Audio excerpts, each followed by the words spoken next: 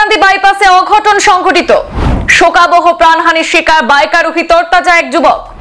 Bike দুর্ঘটনায় জীবন বিপন্ন হল রাতাবাড়ির বদরুল হকের।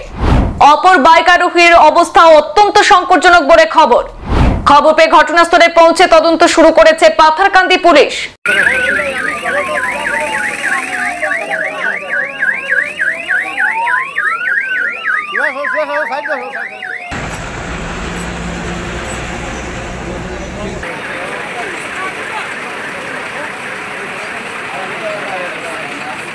ঘটনার বিবরণে জানা গিয়েছে, পাথারকান্দি থানা এলাকার কুনারগ্রাম সংলগ্ন বাইপাসে ফের একবার শোকাবহ সড়ক দুর্ঘটনা সংঘটিত হয়েছে।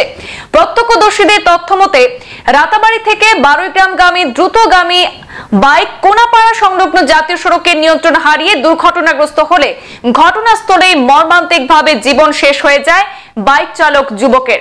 হতভাগ্য রাতাবাড়ি থানা এলাকার নিতাই নগরের বাসিন্দা বদরুল হক বলে জানা গেছে।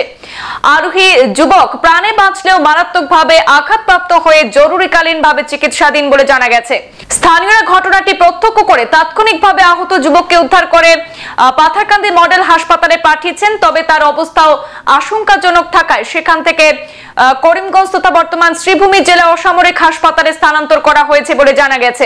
এদিকে খবর পেয়ে ঘটনাস্থলে উপস্থিত হয় পাথারকান্দি পুলিশ। প্রাথমিক তদন্তের পর হত যুবকের প্রাণহীন দেহ উদ্ধার করে ময়না তদন্তের জন্য জেলা অসামরিক হাসপাতালে পাঠিয়ে দেওয়ার পাশাপাশি অভিশপ্ত সেই বাইক নিজেদের হেফাজতে নিয়ে তদন্ত শুরু করা হয়েছে। তো আমি এখান থেকে 400 মিটার বা 500 মিটার দূরে আমার দোকান আছে, ব্যবসা প্রতিষ্ঠান। তো যখন শুনলাম এখানে অ্যাক্সিডেন্ট হয়েছে, তড়িঘড়ি আমি এখানে এসে দেখতে পেলাম যে একজন মানুষ নিহত অবস্থায় পড়ে রয়েছেন। অপরজনকে শোনামতে অপরজনকে করিমগঞ্জ সিভিল হাসপাতালে পাঠিয়ে দিয়েছেন। তো বিশেষ করে এই যে তরতাজা যুবক ঘটনাটা দেখে আমি মগ্ন হয়ে গেলাম। এই জায়গার নাম হলো পাথারকান্দি বাইপাস কুনাগ্রাম সংলগ্ন যে গ্রামটা রয়েছে, কুনাগ্রাম সংলগ্ন স্থান। কয়টার সময় টাইম অনুমানিক আধ ঘন্টা আগে ঘটনাটি হয়েছে।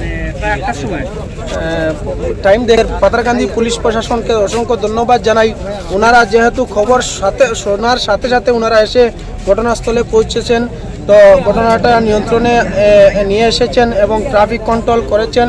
তাই অন্তরের অন্তঃস্থল থেকে ধন্যবাদ জানাই আমাদের পাথারকান্দি পুলিশ প্রশাসনের। নাম আমার বিস্তারিত জানা নাই। খবর পাওয়া মতে শুনছি আমাদের রাতাবাড়ির একজন ভাই, অপরজনের নাম ঠিকানা আমি কিছু জানি না। সংবাদ এই পর্যন্তই, ফিরছি পরবর্তী অন্যান্য আপডেট নিয়ে, সাথে থাকুন। ধন্যবাদ।